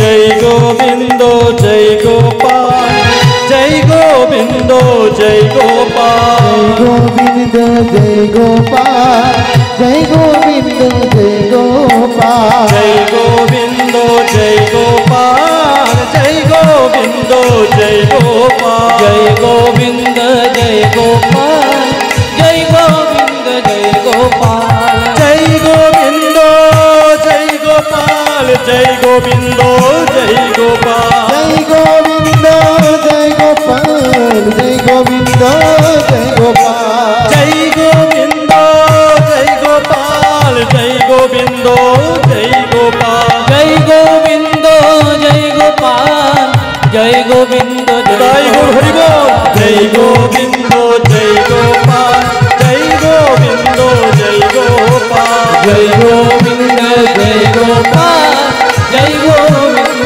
জয় গোপাল ও দাদা ভাই বলছি কোথায় যাচ্ছ? না না আমি কিছু মনে করো না জানো, আমাকে তো কারোর দিকে তাকিয়ে বলতে হবে, বলো মা। তুমি যাও। এখন বড়বড়িক রাস্তা দিয়ে আসছে, হঠাৎ রাস্তার মাঝখানে দেখতে পাচ্ছে যে কাতারে কাতারে লোক সব একদিকে ছুটে চলেছে, কারো হাতে কাস্তে, কারো হাতে কাটারি, কারো হাতে শাবল, যে যা পেয়েছে বাড়ি থেকে অস্ত্র নিয়ে ছুটে চলেছে। বড়বড়িক বলে এটা হলোটা কি? এই তোমরা কোথায় যাচ্ছ? বলছে তুমি জানো না কুরুক্ষেত্রের মাটিতে যুদ্ধ শুরু হয়েছে। বলছে কুরুক্ষেত্রের মাটিতে যুদ্ধ শুরু হয়েছে, তোমাদের কি? বলছে ধর্মের সাথে অধর্মের যুদ্ধ হচ্ছে। বলছে ধর্মের পক্ষে কে আছে? বলছে ধর্মের পক্ষে আছে পঞ্চপাণ্ডব, যুধিষ্ঠির, ভীম, অর্জুন, নকুল, সহদেব। বলছে অধর্মের পক্ষে বলছে অনেক লোক। বলছে একদিকে 5 জন, একদিকে অনেক লোক, তবু কে কে? না দুর্যোধন আছে, দুঃশাসন আছে, বিকর্ণ আছে, এরকম করে 100 ভাই ওরা আছে। আচ্ছা আর কে আছে? বলছে পিতামহ ভীষ্ম আছে, গুরু দ্রোণ আছে, কৃপাচার্য আছে, অশ্বত্থামা আছে, কর্ণ, অনেক বড় বড় রথী আছে। বলছে একদিকে এত বড় বড় রথী, একদিকে শুধু পঞ্চপাণ্ডব। বলছে না, এদের দিকে বড় বড় রথী থাকলে কি হবে? পঞ্চপাণ্ডবের দিকে বলার মতো কেউ নেই, তবে যে একজন আছে একাই 100। বলছে সেটা আবার কে গো? বলছে তুমি জানো না এই জগতের মানুষ তাকে একটা নামেই জানে, তাকে একটা নামেই চেনে। জগতের মানুষ ভালোবেসে তাকে বলে ভগবান শ্রী কৃষ্ণ। যেই কৃষ্ণের কথা বলেছে সঙ্গে সঙ্গে বড়বড়িক বলছে ঠাকুমা তুমি ঠিক বলেছিলে গো, তুমি বলেছিলে আমি শক্তিমান হলে আমাকে কৃষ্ণের কাছে যেতে হবে না, কৃষ্ণ আমার কাছে ছুটে আসবে। ও ঠাকুমা তোমার কথা সত্যি হয়েছে, আমি কৃষ্ণকে পেয়ে গেছি। কোথা পেলি রে কৃষ্ণকে? বলছে ঠাকুমা তুমি শোনোনি কুরুক্ষেত্রের মাটিতে যুদ্ধ শুরু হয়েছে, একদিকে পঞ্চপাণ্ডব, একদিকে কুরু ভাইয়েরা আছে 100 ভাই, আর পঞ্চপাণ্ডবের পক্ষে আছে কৃষ্ণ। আমি কুরুক্ষেত্রের মাটিতে যাব কৃষ্ণের সাথে। এখন বড়বড়িক যেই কথা বলেছে ঠাকুমা মনে মনে আচ্ছা রে ওখানে তো দুটো পক্ষের যুদ্ধ হচ্ছে, দুটো পক্ষে তুই কাদের হয়ে লড়াই করবি?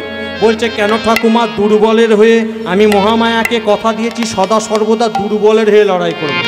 যেই বলেছে দুর্বলের হয়ে লড়াই করব, হিড়িম্বা মনে মনে ভাবছে একদিকে 5 জন, একদিকে 100 জন, তাহলে 5 জন হলো দুর্বল। আর যে 5 জন দুর্বল তার মধ্যে একজন আছে আমার স্বামী, যার নাম হলো ভীম।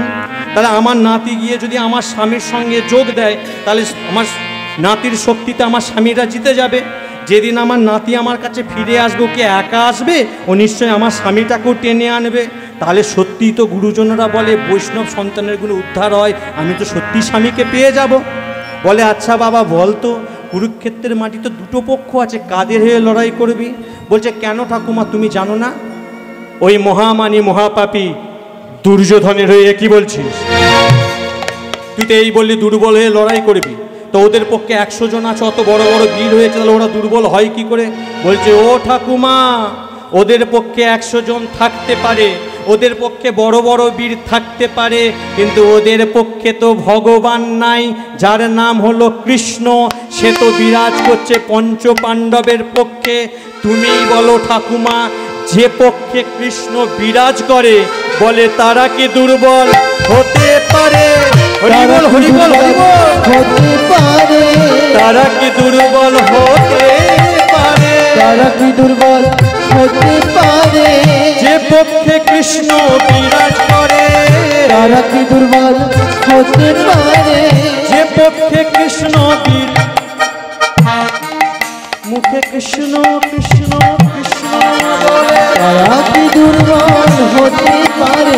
হরি হরি হরি বলে তারা কি দুর্বল হতে ওই পারে? নায়নুর ধ্বনি দিয়ে সকলে নিতাই গৌর হরি বল হতে পারে? ওই নায়নুর ধ্বনি দিয়ে সকলে তারা কি দুর্বল হতে পারে? জয় রাধে শ্রী রাধে বলে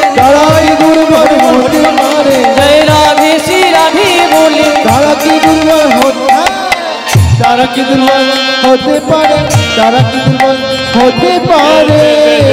বুঝতে পেরেছি। আমি ভেবেছিলাম আমার নাতিটা শুধু শক্তি অর্জন করতে গেছে, কিন্তু তার মধ্যে যে তার জ্ঞানের সঞ্চার হবে সেটা বুঝতে পারিনি। যা বাবা যা, তুই যেই ভক্তি নিয়ে যে শক্তি নিয়ে তুই যাচ্ছি ভগবানের চরণ পাওয়ার জন্যে, অচিরেই সে ভগবানের দেখা পাবি।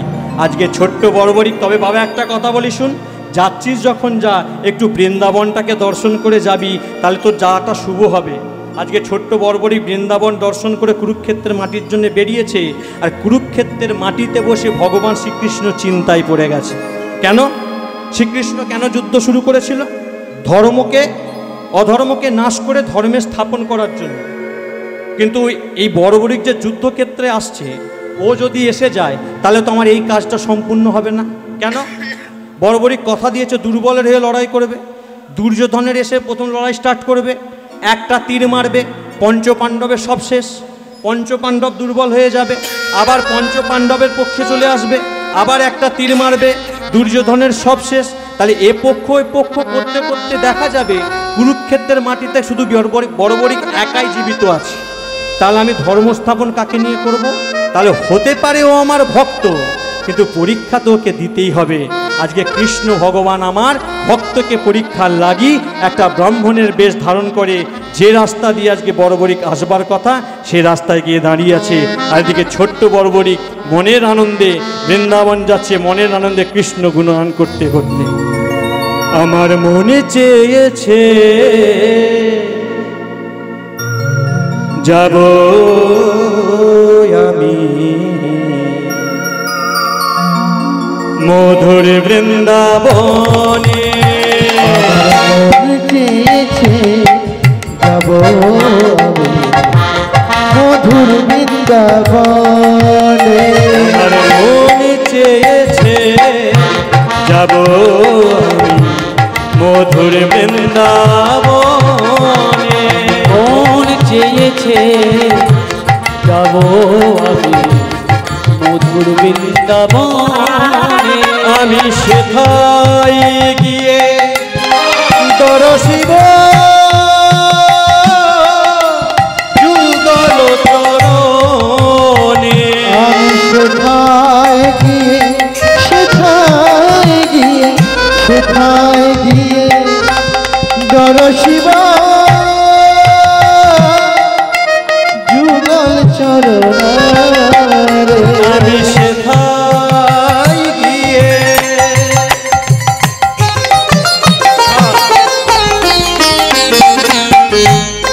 দর্শিব যুগল চরণে। আমি সেথায় গিয়ে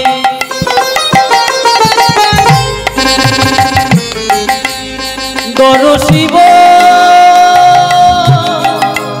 যুগল চরণে। আমার মন চেয়েছে যাব আমি মধুর বৃন্দাবনে। মন চেয়েছে যাব মধুর বৃন্দাবনে। আমার মন চেয়েছে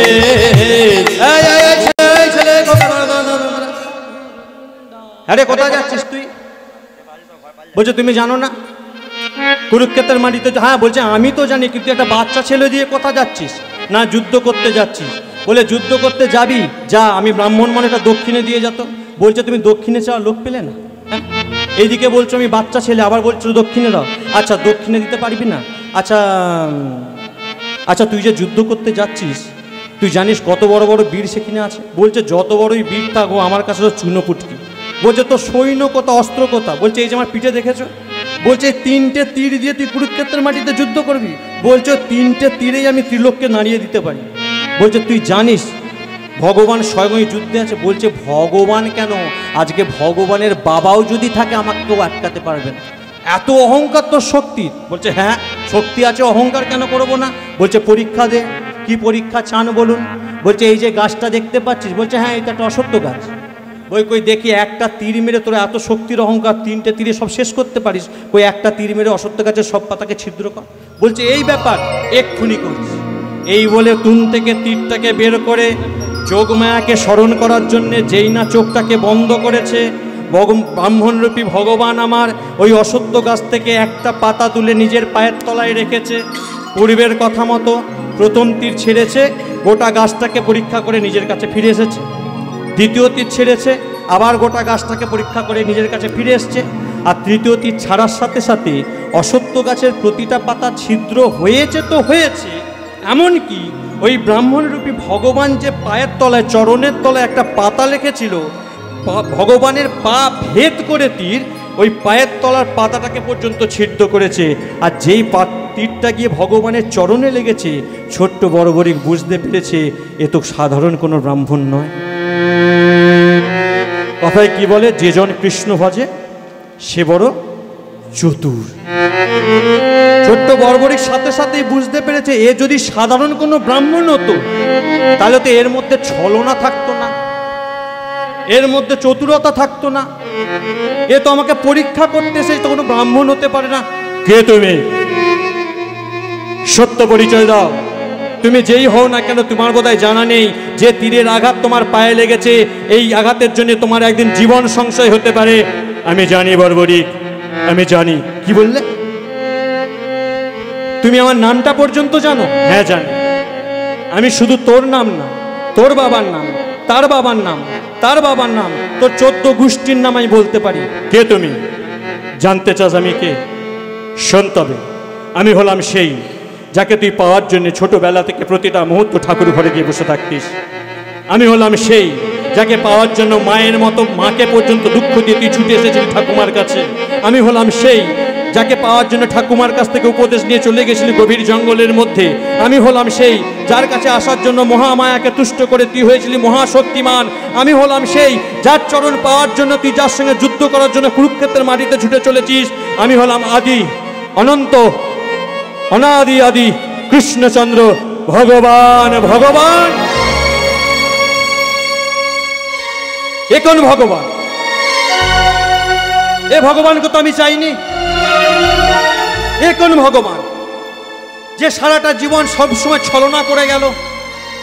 সেদিনও তুমি শঙ্খচূড়ের রূপ ধারণ করে সতী তুলসী সতীত্বকে করেছিলে হরণ, আর আজকে আমারও মতো একটা ছোট্ট ছেলের কাছে অভিনয় করে এসেছো, ছলনা করে এসেছো আমার পরীক্ষা নেওয়ার জন্য। আমি তো চেয়েছিলাম তোমার চরণ, কিন্তু তুমি আমার নামে যে কলঙ্ক লেপন করে দিলে প্রভু। কলঙ্ক এই জগৎবাসী যে বারে বার বলবে, এই জগতের কাছ থেকে তাদের ভগবানকে যে আমি কেড়ে নিলাম। কেননা তুমি হতে পারো ভগবান, যে তীরের আঘাত তোমার গায়ে লেগেছে এ বিফলে যাওয়ার নয়। তুমি মনুষ্য জন্ম নিয়ে পৃথিবীর মাটিতে এসেছো, তোমার লয় প্রলয় নাও থাকতে পারে, কিন্তু যে দেহটা নিয়ে এসেছো এর তো একটা ক্ষয় আছে, এর তো লয় আছে। তাহলে জগৎবাসী কি বলবে যে তাদের ভগবানকে আমি আঘাত করলাম, তাদের ভগবানের মৃত্যুর কারণ আমি হলাম? বর্বরী চিন্তা করো না, বর্বরী চিন্তা করো না। এই জগতের মানুষ কোনোদিন তোমার নামে কলঙ্ক রটাবে না। কেননা এটা আমি চেয়েছিলাম। চেয়েছিলে কেন? শোনো বর্বরী, এই পৃথিবীর মানুষ শুধু আমার বাইরের দিকটা দেখলো গো, কিন্তু আমার ভেতরটাকে কেউ কোনোদিন বোঝার চেষ্টা করে না।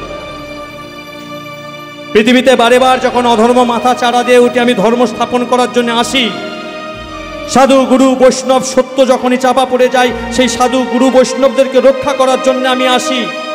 ভক্তের চোখ দিয়ে যখন জল গড়ায়, সেই চোখের জল মোছার জন্য বারে বার আসি। আমি তাদেরকে মুক্তি দেওয়ার জন্য বারে বার পৃথিবীতে ছুটে আসি, কিন্তু আজ পর্যন্ত আমাকে যে কেউ মুক্তি দিতে পারল না। মুক্তি? হ্যাঁ বর্বরী, মুক্তি। তুমি জানো না, এই জগৎ সংসারের কেউ জানে না সম্মুখে যে কুরুক্ষেত্রের যুদ্ধ চলছে, এই কুরুক্ষেত্রের যুদ্ধটা কেটে গেলে আমার জীবনে কি ঘটতে চলেছে। আমাকে হতে হবে অভিশপ্ত, আমার চোখের সামনে 56 কোটি যদুবংশ হবে ধ্বংস। আমাকেও একদিন এই মর্তের লীলা খেলা শেষ করে ফিরে যেতে হবে গোলক বৃন্দাবনে। কিন্তু আমি চিন্তায় ছিলাম যে মর্তের মাটিতে এত বড় বীর কে আছে যে আমার লীলা সংবরণ করবে? একমাত্র তুমিই ছিলে। আমরা প্রত্যেকেই জানি ভগবান কিভাবে লীলা সংবরণ করেছিলেন। নদীর পাড়ে ডালে বসেছিলেন, গাছের ডালে বসেছিলেন, দূর থেকে জরা ব্যাধ পাখি মনে করে ভগবানের চরণে তীরের আঘাত করেছিলেন, যেই আঘাতে ভগবান লীলা সংবরণ করেছিলেন। কিন্তু প্রশ্ন, যেই ভগবান মাত্র 6 দিন বয়সে পুতনার মতো রাক্ষসীকে বধ করে, অকাসুর, বকাসুর, ধেনুকাসুর, শিশুপাল, কংস, জরাসন্ধের মতো মহারথীদেরকে যে চুটকি মেরে শেষ করে, সেই ভগবানকে একটা জরা ব্যাধ কি মারতে পারে? তাই না? না, আপনারা যারা জানেন তারা বলবেন, কেন বাবা? গত জন্মে কথা দিয়েছিল রামচন্দ্র অবতারে বালিপুত্র অঙ্গদকে, বালিকে আড়াল থেকে মেরেছিল বলে অঙ্গদ বলেছিল, প্রভু যদি বর দিতে হয় আমাকে এই বরই দাও, যেভাবে তুমি আমার বাবাকে ছলনা করে মারলে আমিও জানি তোমাকে ঠিক একইভাবে মারতে পারি, তথাস্তু, সেটাই হবে। তবে এ যুগে নয়। কেন? কেননা আমার জন্মের আগে বাল্মীকি রামায়ণ লিখে ফেলেছে, সেটাকে আমি মিথ্যে করতে পারবো না। তোমার মনোবাসনা পূর্ণ হবে। আগত দাপর যুগে আমি কৃষ্ণ হয়ে যাব দাপরের মাটিতে, তুমি হবে জরা ব্যাধ। আমি গাছের ডালে বসে থাকবো, তুমি ছলনা করে আড়াল থেকে আমাকে পাখি মনে করে আমার চরণে আঘাত করবে, যেই আঘাত আমি বরণ করে নিয়ে এই দেহ ছেড়ে গোলক বৃন্দাবনে ফিরে যাব। কিন্তু এটা হলো গৌণ কারণ।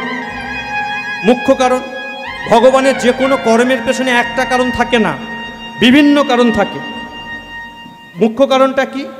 মুখ্য কারণ হলো ওই বর্বরীকে তীরের আঘাত। এখনকার দিনে একটা প্রচলিত রোগ আছে, দেখবেন, যেই রোগটা হলে মানুষের দেহ থেকে সেই অংশটা কেটে বাদ দিয়ে দিতে হয়।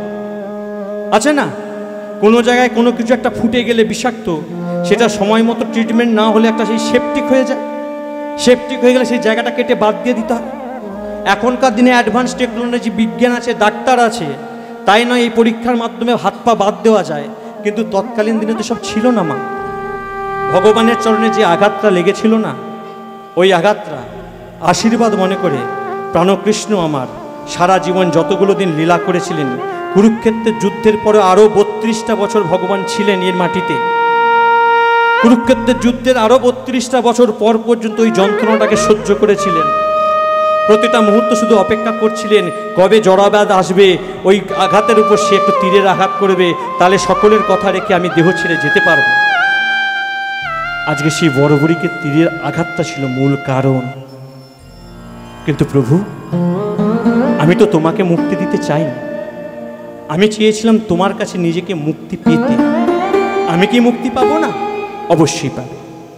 মনে করো বর্বরী, প্রথমেই তোমাকে চেয়েছিলাম দক্ষিণা, দাও এবার দক্ষিণা। কি দক্ষিণা চাও বলো? যদি দিতেই পারো, প্রকৃত তুমি যদি আমার চরণ পেতে চাও, যদি বলি তোমার দেহ থেকে মাথাটা আলাদা করে আমাকে দাও, এ তো বড় ভালো কথা প্রভু। এটাই তো আমি চেয়েছিলাম। আমি তো তোমার হাতে মৃত্যু বরণ করতে চেয়েছিলাম। আজকে তুমি আমাকে নিজে থেকে আশীর্বাদ দিয়ে ফেললে। বলো প্রভু, তুমি নিজের হাতে আমার মাথাটা কেটে নেবে, না আমি নিজের হাতে মাথাটা তোমায় কেটে দেবো? ভগবানকে প্রশ্ন করছে বর্বরী ভক্ত। দেখুন, ভক্ত হওয়া বড় শক্ত। যদি প্রকৃত ভক্ত হওয়া যায়, ঠিক ভগবানকেও প্রশ্ন করা যায়। আজকে বর্বরী ভগবানকে প্রশ্ন করছে, প্রভু তুমি নিজে আমার মাথাটা কেটে নেবে, না আমি নিজে তোমাকে মাথাটা কেটে দেবো? কি উত্তর দেবে ভগবান? নিরুত্তর হয়ে রয়ে গেল। ভগবান বলতে পারে তুই নিজে কেটে দে, ভগবান বলতে পারে আমি তোর কেটে নিচ্ছি? পারবে না। ভগবান যেই মুহূর্তে নিরুত্তর হয়েছে, বর্বরী বুঝতে পেরেছে প্রভু আমার পরীক্ষায় পড়ে গেছে। চিন্তা করো না দয়াময়, চিন্তা করো না। এই জগৎ মাঝারে তোমার নামে কলঙ্ক রটে, এমন কর্ম আমি করব না। দাও শান্ত তরবারি, আমি নিজে থেকেই মাথাটা কেটে দিচ্ছি। এই বলে নিজের দেহ থেকে তরবারিটা বার করে নিজের দেহ থেকে মাথাটা আলাদা করে দিল। দেহটা পড়ে রইল ওই স্থানে। আশ্চর্যের বিষয়, কাটা মুন্ডু তখনও পর্যন্ত কাটা হয়ে গিয়ে গড়াতে গড়াতে কৃষ্ণের চরণের দিকে যাচ্ছে। তখনও মুখ থেকে শুধু একটা কথাই বেরোচ্ছে, আহা গো কৃষ্ণ কৃষ্ণ কৃষ্ণ হে কৃষ্ণ কৃষ্ণ কৃষ্ণ হে কৃষ্ণ কৃষ্ণ হে কৃষ্ণ কৃষ্ণ কৃষ্ণ হে কৃষ্ণ কৃষ্ণ কৃষ্ণ হে কৃষ্ণ কৃষ্ণ কৃষ্ণ হে কৃষ্ণ কৃষ্ণ কৃষ্ণ। পরবর্তী সম্প্রদায় চলে আসুন, কৃষ্ণ আমার লীলা বিশ্রামের সময় হয়ে গেছে, আপনারা চলে আসুন। কৃষ্ণ হে কৃষ্ণ কৃষ্ণ কৃষ্ণ হে কৃষ্ণ কৃষ্ণ কৃষ্ণ হে। কৃষ্ণ সেই কাটা মাথা তখনও পর্যন্ত চোখের জলে কাঁদতে কাঁদতে কৃষ্ণ নাম গাইতে গাইতে যাচ্ছে। আজকে পরম দয়াল ভগবান আমার ওই ছোট্ট বর্বরিকের কাটা মাথাটা চোখের জলে কাঁদতে কাঁদতে নিজের হাতে তুলে নিল। ধন্য বর্বরিক, ধন্য তোমার ভক্তি, ধন্য তোমার পরীক্ষা, ধন্য তোমার দান।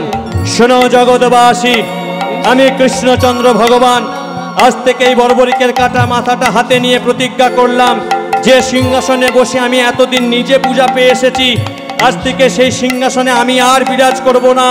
আজ থেকে আমার পরিবর্তে আমার সেই সিংহাসনে বিরাজমান হবে এই বর্বরিকের কাটা মাথা। কথা দিলাম আমি, যুগ যুগান্তর যতদিন থাকবে, চন্দ্র সূর্য যতদিন থাকবে, এই কাটা মাথার কাছে যে যা মনস্কামনা করবে, যে যা চাইবে, আমি স্বয়ং ভগবান কৃষ্ণ তার সেই মনস্কামনা পূরণ করব, পূরণ করব, পূরণ করব। শুধু তাই নয়, ভক্তদের দেওয়া যে আমার 108টা নাম, এই ভক্তের দানের কাছে ঋণী হয়ে আজ থেকে আমি এই কাটা মাথার জন্য নতুন নাম নিয়ে যুগেতে অবতীর্ণ থাকব, এই যুগের মধ্যে অবতরণ করব। আজ থেকে আমার নতুন নাম হবে খাটুশ্যাম ভগবান। সবাই মিলে প্রেমিসে বলুন, খাটুশ্যাম ভগবান কি, খাটুশ্যাম ভগবান কি, খাটুশ্যাম ভগবান কি। এই হলো সেই খাটুশ্যাম ভগবান, যেখানে ভগবান নিজের সিংহাসন ছেড়ে দিয়ে ওই বর্বরিকের কাটা মাথা সেই সিংহাসনে বিরাজমান করলেন। যদি কখনো আমরা খাটুশ্যাম মন্দিরে যান, দেখতে পাবেন ওই সিংহাসনে কাটা মাথা এখনও আছে, যে কাটা মাথা এখনও অনেকে শোনা যায়, শুনেছে রাত্রিবেলা গুনগুন করে এখনও সেই কৃষ্ণ নাম গায়। সেই ভক্তের কথা শুনলাম, সেই ভগবানের কথা শুনলাম। আর ভক্ত বর্বরিক যেই স্থানে দাঁড়িয়ে নিজের দেহ থেকে মাথাটা আলাদা করেছিল, সেই স্থানটা বলে দিচ্ছি। আপনারা যদি কেউ হরিয়ানা যান, হরিয়ানার ছাতিন্দা নামে একটা জায়গা আছে, সেখানে এই এই অশ্বত্থ বৃক্ষ আজও আছে, যার প্রতিটা পাতা আজও পর্যন্ত ছিদ্র, যেখানে বর্বরিকের যে বাকি দেহটা পূজিত হচ্ছে। আজকে সেই বর্বরিকের জীবন চরিত্র জানলাম, সেইভাবেই ভগবানকে ডাকবো। ভগবানকে যদি ভালোবাসতে হয় বর্বরিকের মতো ভালোবাসবো, ভগবানকে যদি ডাকতে হয় বর্বরিকের মতো হয়ে ডাকবো। তাহলে তুমি তোমার কর্মটাকে যদি ঠিক করতে পারো, যুগ যুগ ধরে পৃথিবীর মাটিতে তুমিও বেঁচে থাকবে, আমিও বেঁচে থাকবো, আমাদের সনাতন ধর্মটাও যুগ যুগ ধরে বেঁচে থাকবে। সবাই মিলে যাওয়ার সময় বলবো, ভগবান শ্রীকৃষ্ণ কি, শ্রীমতী রাধা ঠাকুরানী কি, বাঁকে বিহারী লাল কি, জয় জয় শ্রী রাধে শ্যাম। হরি হে দয়ালো মোর, জয় রাধা নাম। হরি হে দয়াল জয় রাধা নাম। হরি হে দয়ালো মোর, জয় রাধা নাম। হরি হে দয়ালো জয় রাধা নাম। বারবার এই নাম লহনি জোশা, বারবার এই নাম লহনি জোশা, বারবার এই নাম লহনি জোশা, বারবার এই নাম লহনি জোশা। হরি হে দয়ালো মোর, জয় রাধা নাম। হরি হে দয়াল জয় রাধা নাম। হরি হে দয়ালো মোর, জয় রাধা নাম। হরি হে দয়াল জয় রাধা নাম।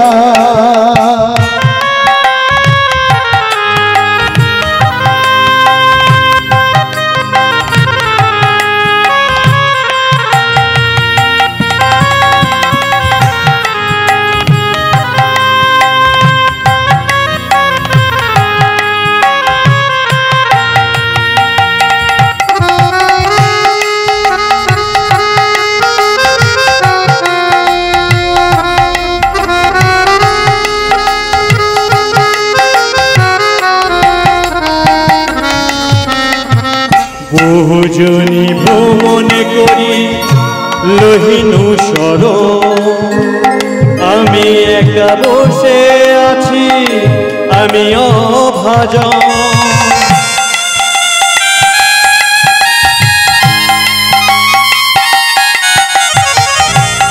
বহুদূর ভ্রমণ করি লোহিনুসর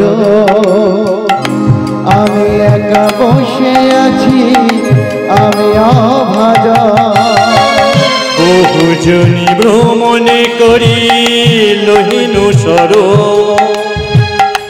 আমি একা বসে আছি আমি অভাজন বহুজনী ভ্রমণ করি লোহিনুসর আমি একা বসে আছি আমি অভাজন জগত তরুণ তুমি জগত জীবন জগত তরণ তুমি জগত জীবন জগত তরুণ তুমি জগত জীবন জগত কারণ তুমি জগত জীবন কারো নাহি হেরা ধারণ হরি হে দয়াল মন জয় রাধনা হরি হে দয়ালো জয় রাধানা হরি হে দয়াল মন জয় রাধনা হরি হে দয়ালো জয় রাধানা জয় হৃদয় জয় জয় রাধেশ্যাম এখানে এই সাম্প্রদায়িক দাদার গানের মুখে দুখানা গান শুনবো। একটা সীতা হরণ করে রাবণ নীলবদ নাম, আর একটা নেব সেটা কি আমার আবার হবে বিয়ে আছি আশাতে। করতে হবে দাদা করবি যে দুটো গান উনি বললেন প্রথম কথা আমি জানি না, দ্বিতীয় কথা হচ্ছে এই হরিবাসরের যোগ্য গানগুলো নয়, গাওয়াও যাবে না। ঠিক আছে, যাও আছি যখন ভজন একটা আমরা শুনবো, পরবর্তী সম্প্রদায় আস্তে আস্তে আমরা একটা ভজন শুনি, সবাই করতালি দিয়ে নৃত্য করতে করতে বসে বসে তাড়াবেন না কেউ। পরবর্তী দল আসছে, আমার প্রিয় দাদা ভাই প্রীতম বটব্বাল, আপনারা ওনার মুখ থেকে পরবর্তী কীর্তন শুনবেন। ওনারা এসে গেছেন, আসছেন, তৈরি হচ্ছেন। যেভাবে আপনারা আমাকে সহযোগিতা করলেন আমি আশা করব ওনাকে ওইভাবে সহযোগিতা করবেন। সবাই মিলে যাওয়ার সময় একটা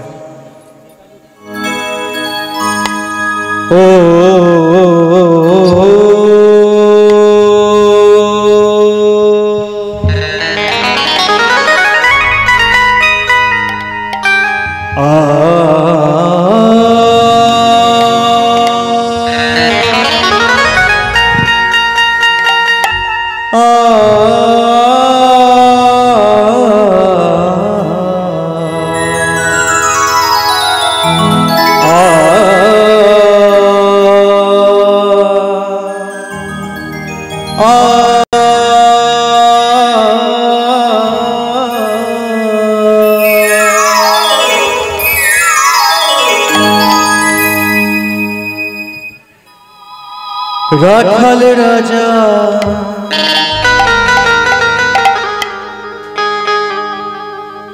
বলে দে না, বল বল কোথায়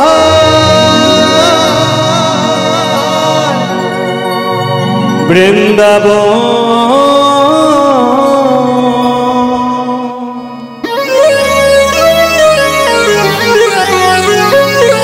শ্যামকুণ্ডু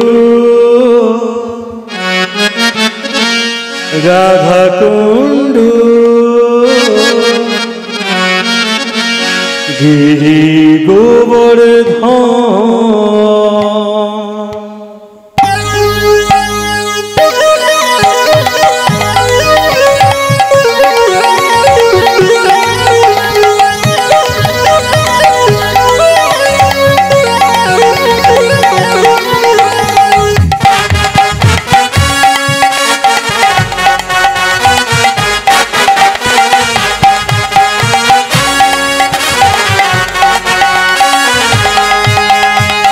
রাখাল রাজা বলে দে না কোথায় বৃন্দাবন শ্যাম কুণ্ডু রাধা কুণ্ডু গিরি গোবর্ধন রাখাল রাজা বলে দে না রাখাল রাজা বলে দে না কোথায় বৃন্দাবন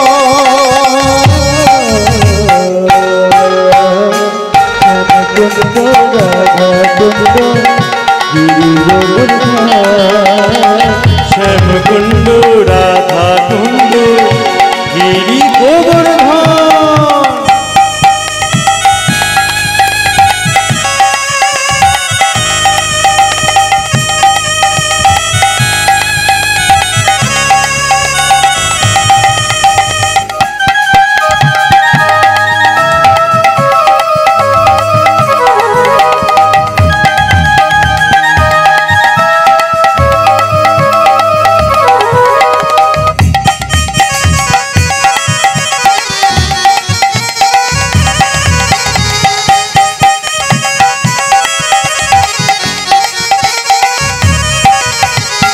ভাগ্যবতী শ্রী যমুনা উজান বয়ে যায় কেশি ঘাটার বংশী বটে আছেন শ্যামরা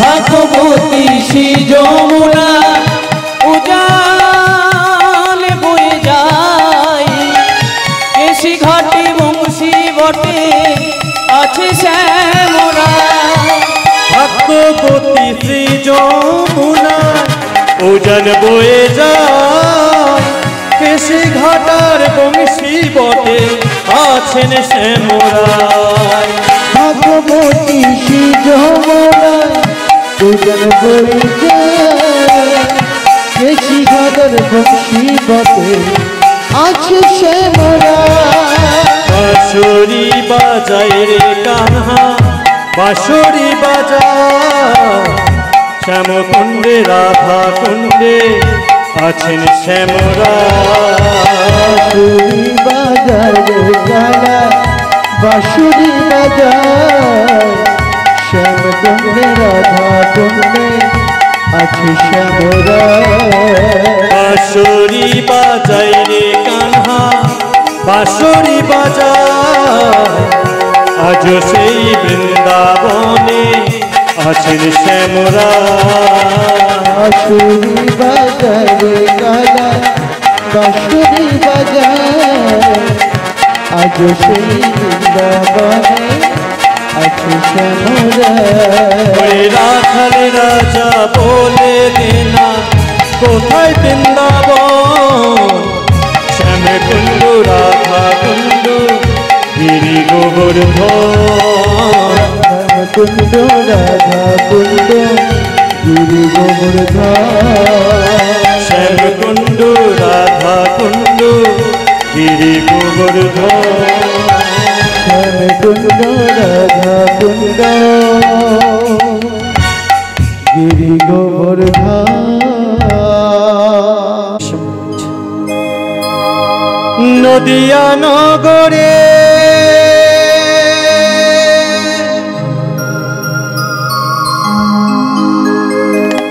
সচি মাতার ঘরে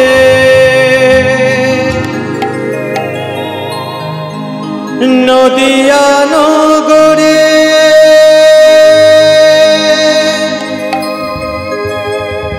সচি মাতার ঘরে উদয় হলো নিমাই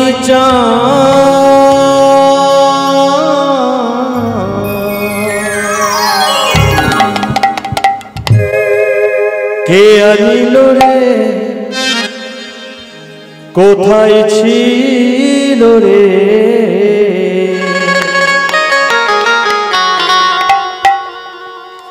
সুধা মাখা কৃষ্ণ নাম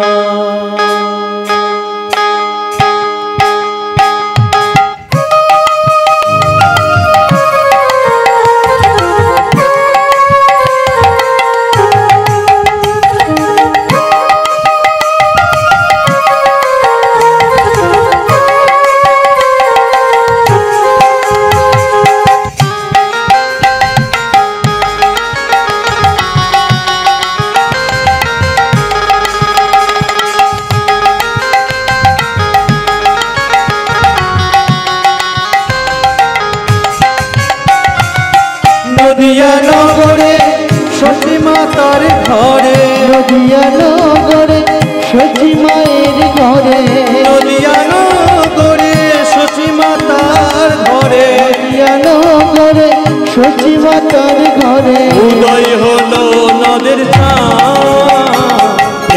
ছিল রে, কোথায় ছিল রে মধুমাখা হরিণা, এই না দিল রে, কোথায় ছিল রে মধুমাখা হরিণা।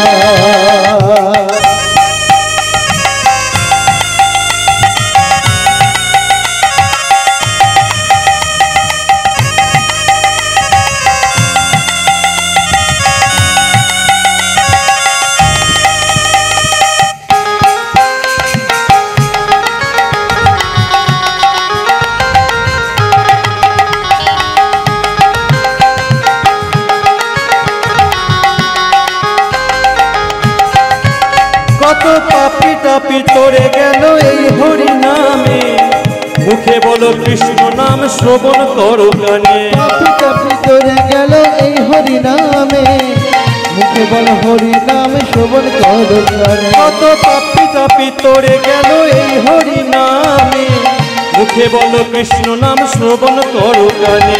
পাপি টাপি তোরে গেল এই মহানামে, মুখে বল হরি নাম শ্রবণ করো কানে।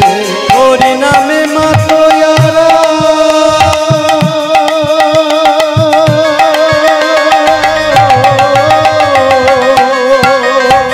এই হরি নামে মাতোয়ারা,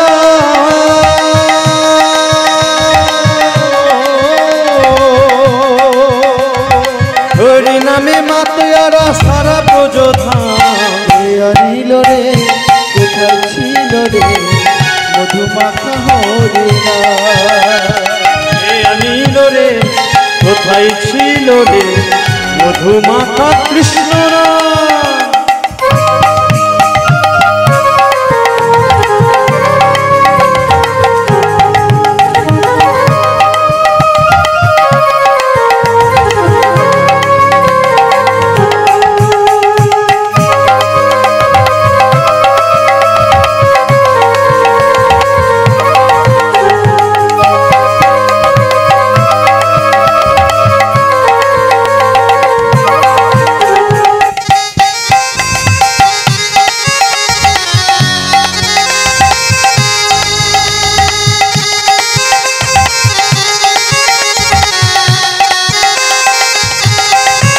হরি নাম ভজ নাম জপ নাম করো সার, হরি নামে ভাষাও তরি হয়ে যাবে পার।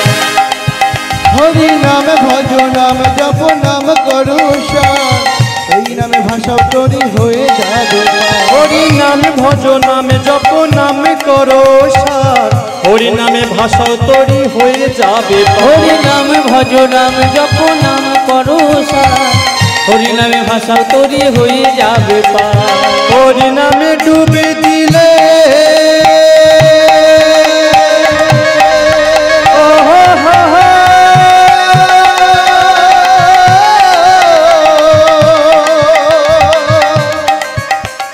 হরি নামে ডুব দিলে হবে ব্রজধাম।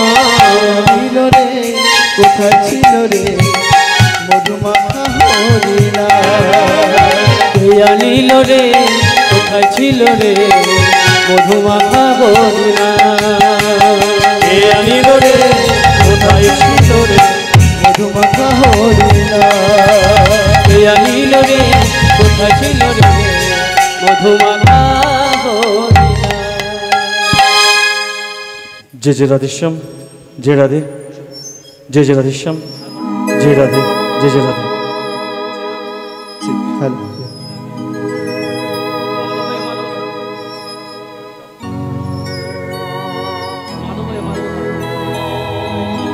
হোলি খেলবো না গো,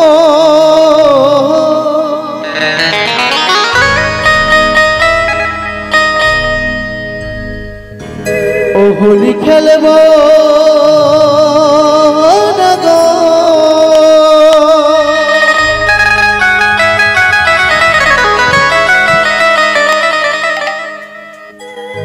হোলি খেলবো না গো, অলস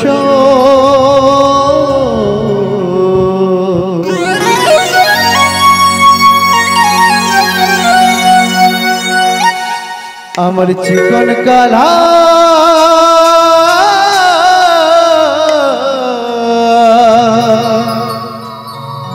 এলো গো।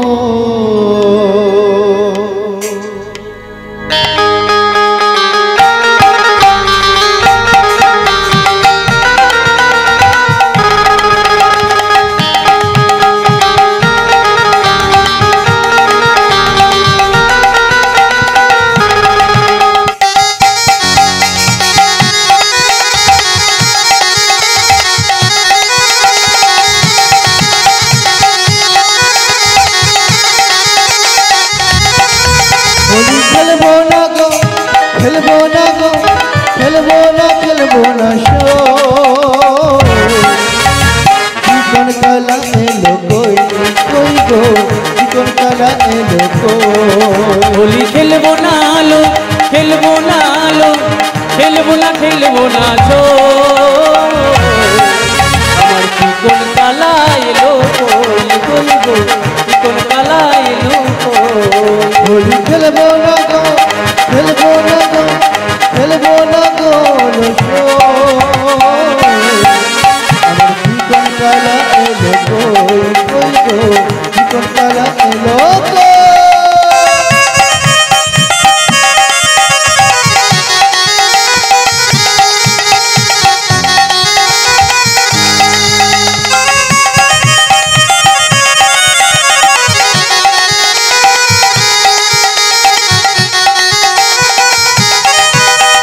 চিকন কালা এলো না হাইরে, ওই খেলা হলো না।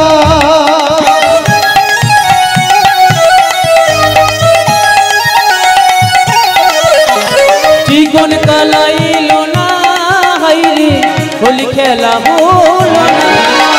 চিকন কালা এলো না